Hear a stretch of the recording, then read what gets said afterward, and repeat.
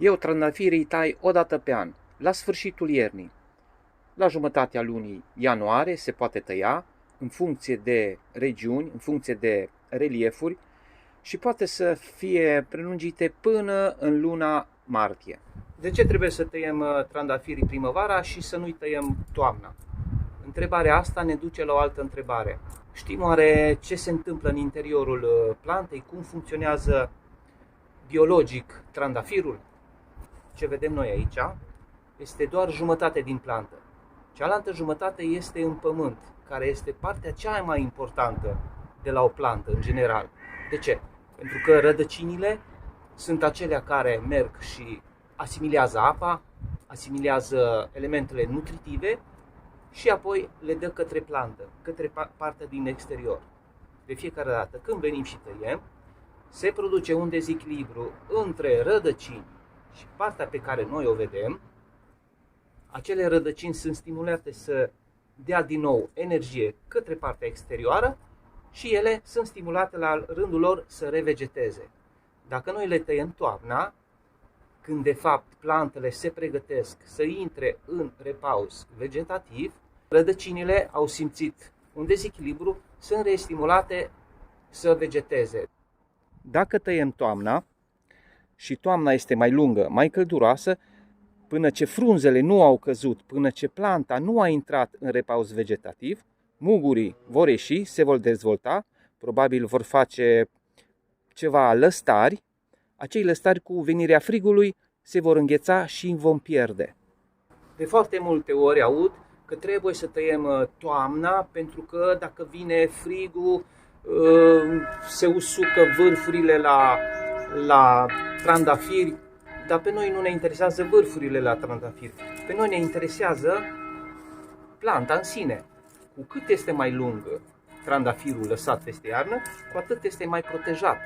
Se vor usca părțile de sus, iar părțile de jos le vom avea intacte. Făcând greșeala să tăiem toamna, plantele nu mai intră în repaus vegetativ, nu se mai odihnesc, își pierd din imunitate, deci vor fi mai sensibile la boli. Cine spune că dacă lăsăm trandafirii așa cât sunt de mari, se rup cu zăpada? Ia uitați aici. Eu pot să-l aplec până jos, nu se rupe. Încercați și voi acasă. Chiar și ramurile mai groase. Aplicați-le cât credeți voi că poate să fie greutatea zăpezii. Ăsta este doar un mit. Trandafirii nu se rup niciodată din greutatea zăpezii. Tot acum este momentul să reîntinerim planta. Vom tăia lăstarii mai vechi, îi putem recunoaște pentru că au o altă culoare a scoarței, nu mai este acel verde lucios. Tăind lăstarii mai vechi, vom da prioritate să dezvolte noi drajoni. Planta asta este obținută prin butaș, deci tot ce crește de pe lângă rădăcină sunt lăstari care vor face flori. Dacă ar fi un soi altoit, trebuie să avem grijă ca cei care cresc de sub altoi să-i tăiem în fiecare dată. Acesta este un lăstar vechi, deci pe acesta îl elimin de aici. În plus, acest lăstar se încrucișează cu alți lăstari. Tăietura o facem cât mai aproape, pe să nu lăsăm cioturi mari. Pe lăstarii mai tineri, deci cei care au crescut anul trecut, trebuie să lăsăm 4 noduri, care vor genera 4 lăstari de flori. Cu cât lăsăm mai puțin internozi, mai puțin muguri pentru lăstari, cu atât planta se va dezvolta mai armonios. Vă arăt aici un exemplu, pentru că a fost lăsat mai lung acesta. Vedeți, a avut o creștere nu foarte viguroasă. Lăstarii au fost foarte subțiri, probabil și florile au fost mai mici. Deci cu cât tăiem mai spre baza plantei, cu atât lăstarii vor fi mai groși, mai viguroși. Ne poziționăm cu foarfeca, ne înclinăm puțin în partea opusă a mugurelui și facem o tăietură de acest fel. Apa care se acumulează ori de la ploaie, ori de la rouă pe timpul nopții, să meargă în partea opusă a mugurelui, să nu ne afecteze mugurul. Cu cât rămâne umiditate mai multă perioadă de timp deasupra mugurelui, cu atât se poate îmbolnăvi. Dacă nu vreți să tăiați foarte drastic, trebuie totuși să țineți cont de un alt aspect. Pe fiecare lăstar lăsat mai mare, trebuie să numărăm 2 internozi. Deci cu cât merge mai sus, lăsăm 1-2 internozi. Aceste tufe au undeva la 1,5 m, proprietarul le vrea puțin mai ridicate, deci nu voi face tăieturi la bază. Deci nu voi lăsa doar 3-4 internozi sau muguri de la bază. Eu prefer totdeauna să tai mai mult, să dau mai multă putere plantei, să crească pe perioada anului cu lăstari noi. Tăiem toți lăstarii care sunt mai subțiri, toți lăstarii care merg în interior.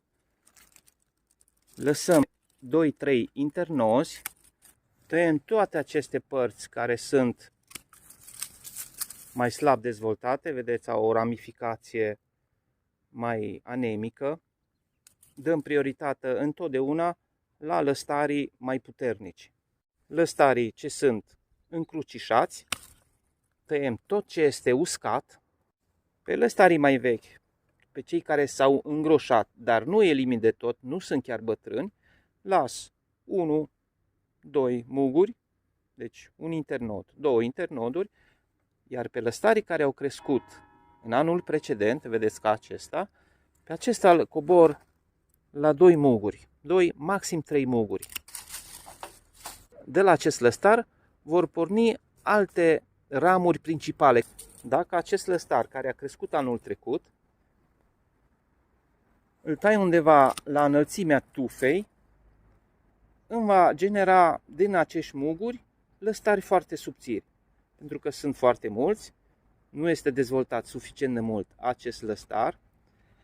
Deci, pentru a-mi crea lăstari mai groși, mai viguroși, îl tai mai de jos. Las 1-2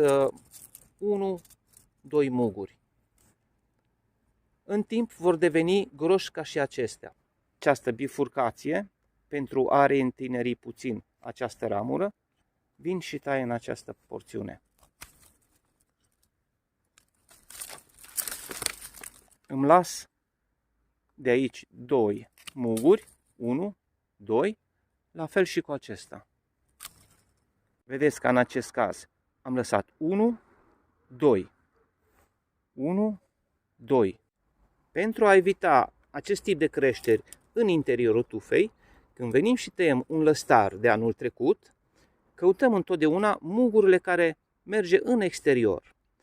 Acela să fie primul mugure deasupra tăieturii. Aici sunt trandafirii netăiați încă, au aproximativ 1,5 m.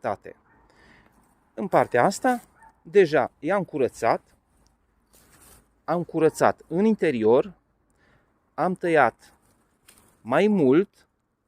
Trandafirul funcționează în felul următor. Cu cât tăiați mai puțin, cu atât se dezvoltă mai puțin. Cu cât tăiați mai mult, cu atât devine mai puternic, mai viguros. Pe creșterile de anul trecut, pe acei lăstari mai viguroși, veți aceștia care nu au alte ramificații, aceștia cu scoarța mai lucioasă, pe aceștia am lăsat 2, 3, 4. Aceștia vor fi baza tufei pentru viitor, pentru că lăstarii vechi cu timpul îmbătrânesc, nu o să mai vegeteze, trebuie să-i tăiem și trebuie să ne pregătim din timp lăstari noi. Îi tăiem 2, 3, 4 muguri. Nu aveți frică să tăiați. Cu cât tăiați mai mult, cu atât se dezvoltă mai mult, cu atât florile vor fi mai mari, mai frumoase și vor dura mai mult. Aici avem un lăstar cu muguri orbi, în care nu va crește nimic. Vedeți cum sunt orbi, au orbit. Deci nu mai au posibilitatea să dezvolte alți muguri. Inutil să țin această ramură. Tai undeva la 2-3 cm. Dau posibilitatea să facă ceva creșteri. Un secret mai puțin cunoscut. Atunci când tăiem tufele de trandafir, după ce am tăiat, se produc aceste cicatrice. Este important să venim și să stropim cu piatră vânătă. Frunzele care vor ieși primele vor fi sănătoase, pentru că toată zona este dezinfectată, este dezinfectat și solul de lângă plantă.